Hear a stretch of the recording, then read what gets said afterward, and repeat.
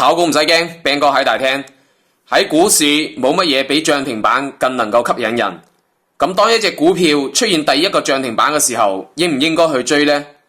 一句話講，首板如果未成勢，咁就冇必要去追啦。就好似呢一隻股票一樣，股價喺呢一個位置出現漲停板，第二日你敢唔敢去追呢？睇睇第二日嘅分時圖，係高開回落，首板後嘅第二日嘅分時圖，但凡係高開直接回落落嚟嘅，而唔係直接拉升，好多時候你追入去都係蝕錢嘅，所以最好唔好去低級。然後首板之後出現放量嘅大陰線，後面股價一路回調。又譬如呢一隻股票，股價放量突破前高，打出一個漲停板，放量突破前高，而且又係首板，咁你又敢唔敢去追呢？再睇睇第二日嘅分時圖，第二日嘅分時圖係低開低走，首板後嘅第二日嘅分時圖，但凡低開殺跌，而且係大跌，一直唔翻紅嘅話，大概率追入去都係蝕錢嘅，所以最好唔好追。首板走得再靚，但係當日嘅分時走勢唔好，都應當放棄。然後後面股價一路回調。又譬如呢一隻股票又係首板，你又敢唔敢追呢？繼續睇第二日嘅分時圖，第二日嘅分時圖係平開嘅，但凡首板後第二日平開殺跌之後，一直冇翻紅，大概率追入去都係慳，所以最好唔好出手。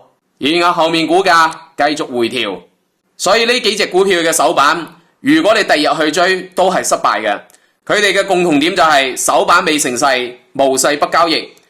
咁首板之後要點樣走先至可以上車呢？就好似啱先呢隻股票一樣，股價回調咗3日之後，再次出現首板。首板後嘅第二日嘅分時圖係高開殺跌嘅，殺跌如果係殺進空頭盤，承接足夠嘅資金就容易反抽。反抽到殺跌嘅位置上面，就實現咗分時強轉弱，亦即係俾咗分時上車嘅機會俾我哋。然後分時反抽，反抽到殺跌嘅位置，就係我哋上車嘅機會。然後後面直接封板，後面再打出2個漲停板。所以話一隻股票佢嘅首板可以係點火嘅，亦都可以係跟風板，仲可以係補漲板。因為未成勢，所以有好多嘅唔確定性。正因為唔確定性太多，所以我哋喺買點嘅上面要盡可能咁樣等一個確定性更高嘅點。如果冇等到呢一個點，就寧願錯過都唔好做錯。好啦，今期視頻就分享到呢度，祝各位行運睇到我視頻嘅老友記股市長紅，大家都係越嚟越好。我哋下期見，醒你更多粵語股市乾貨。